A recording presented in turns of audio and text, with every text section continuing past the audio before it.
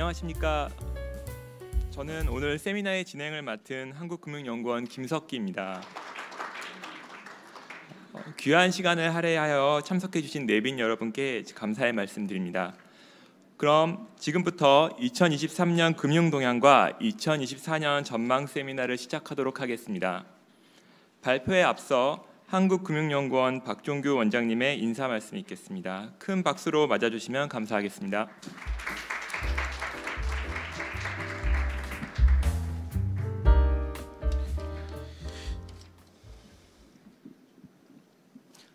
안녕하십니까.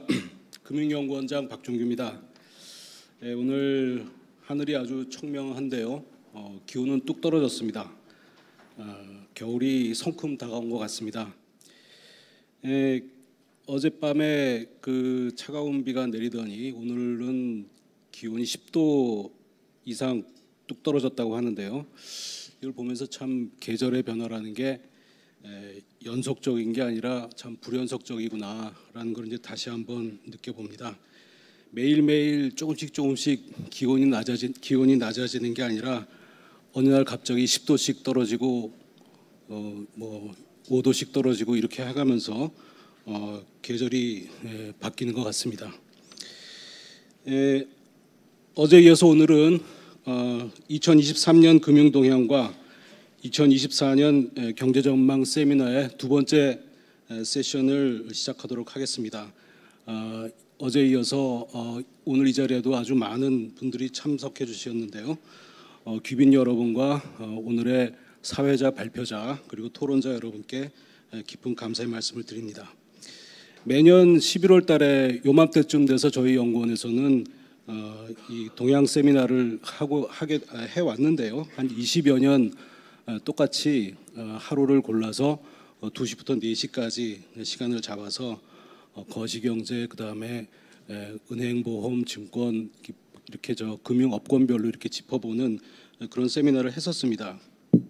근데 그걸 하다 보면 그렇게 해오는 과정에서 금융의 이슈는 자꾸 많아지고 우리가 살펴봐야 될 범위가 자꾸 넓어지고 이러다 보니 최근 들어서는 이 세미나를 하는 거가 그저 토픽만 타이틀만 짚고 넘어가는 정도의 공중공중 뛰는 정도의 그런 발표와 토론 몇 개 안 돼서 좀 미진하다 이런 거를 저희들이 많이 느꼈는데요. 그래서 금년에는 하루에 하던 거를 이틀로 나누어서 어저께는 거시경제와 금융시장 동향 주로 퀀티티티브한 거를 중심으로 발표 세미나를 했고요.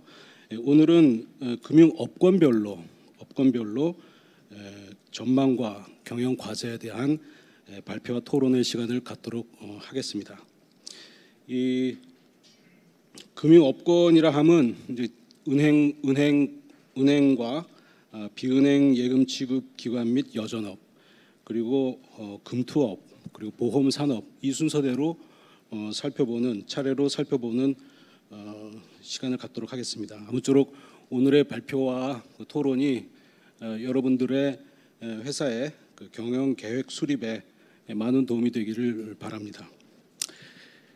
여러분 지금 금년이 2023년이니까요. 우리가 98년 금융위기를 겪은 지 꼭 25년이 되는 해입니다.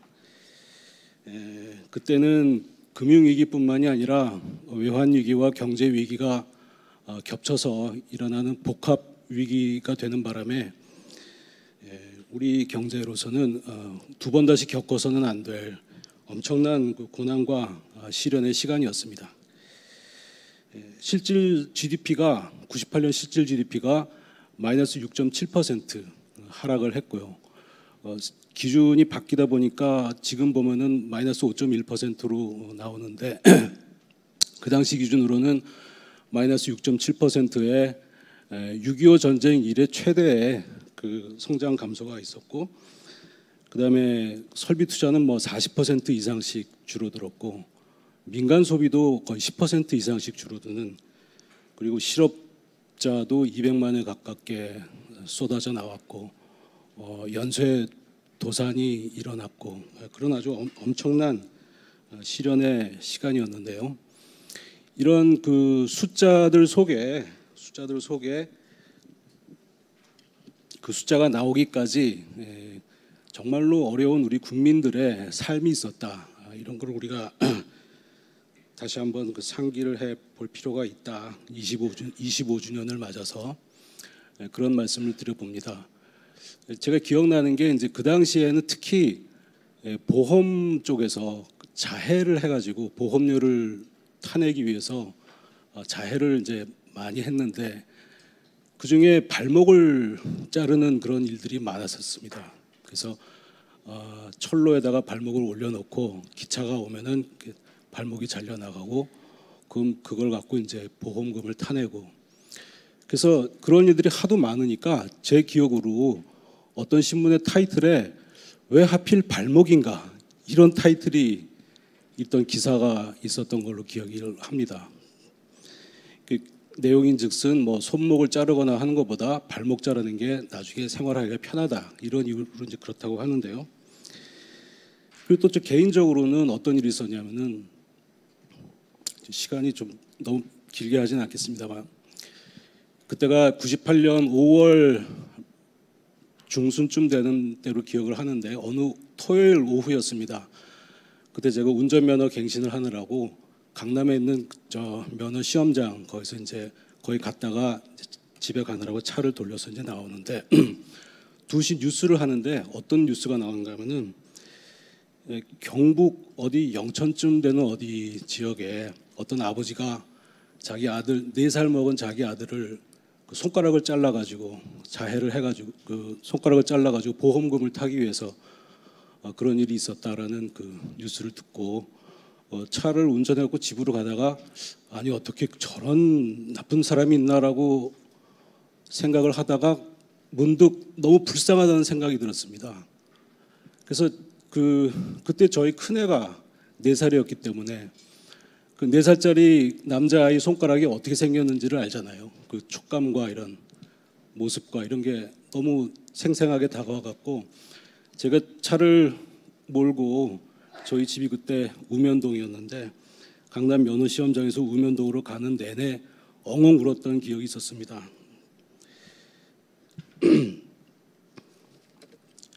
예, 정말 지금 생각해도 참 가슴이 먹먹한 그런 기억이었는데요. 그때 우리 공적 자금을 64조 원을 조성을 해가지고 금융구조조정을 위해서 이제 투입을 했습니다. 국민들이 이제 허락을 해줬기 때문에 그게 가능했던 거지 않습니까? 국회를 통해서 그 승인이 났으니까요. 근데 그 당시 우리 GDP의 한 15% 가까이 되는 어마어마한 돈이었습니다. 64조가 지금은 뭐 크게 뭐 큰 돈은 아니지만 지금 느낌으로는 한 250조 정도 되는 그런 어마어마한 돈을 투입을 해서 금융구조조정에 쓰라고 국민들이 이렇게 허락을 해줬는데 그 없는 살림 속에서 64조 원의 돈을 내 가지고 공적 자금으로 이렇게 투입한 기까지는 우리 국민들이 다 우리 금융산업에 대한 바람과 기대가 있었던 것이죠. 그러니까 이제는 더 이상 부실을 만들어내지 말고 꼭 필요한 곳에 자금이 흘러 들어가게 해서 좋은 아이디어를 갖고 있는 그 사람에게 경제적인 기회를 제공하고 꼭 필요한 기업에게 돈이 들어가서 우리 국민 경제를 뒷받침해 달라. 그래서 우리 경제를 잘 이끌어 달라. 이런 그 여망과 기대가 이제 있었다. 이렇게 생각을 합니다. 근데 이제 그로부터 이제 24년 사반세기가 흘렀는데요. 그럼 지금 우리 금융은 어떠냐? 이런 거를 우리가 생각을 해봐야 된다고 봅니다. 오늘 발표는 금융위기 25주년을 되돌아보는 평가해보는 그런 세미나가 아닙니다. 그렇긴 하지만은 그리고 또 발표 자료 역시 주로 이제 수익성, 건전성, 성장성 이런 거를 중심으로 작성이 됐습니다. 그렇지만은 발표를 들으시고 토론을 들으시는 우리는 그런 숫자 속에 또 역시 국민들의 삶이 다 거기에 그 녹아 있습니다. 그래서 어떤 사람은, 어떤 가정은, 어떤 기업은 금융을 통해서 좋은 기회를 얻기도 하고 또 성공하기도 하고 또 어떤 사람은 실패를 하기도 하고 이런 수많은 그런 그 삶이 있는데 우리는 오늘 발표를 들으면서 그런 데까지 깊이 있는 그런 생각을 좀 해봐야 되겠다 이런 말씀을 드리고 혹시 이따가 토론하는 자리에서 우리 금융 각 업권이 역할을 제대로 하고 있는지 바람직한 방향으로 가고 있는지 그런 거에 대해서도 우리가 가능하다면 발표와 질문과 토론이 있기를 기대해 봅니다. 자, 그러면은 이제부터 이제 발표와 토론을 시작하겠는데요. 또 6시까지 장시간입니다만은 경청해 주셔갖고 아무쪼록 그 많은 정보를 가져가기를 바랍니다. 이상입니다.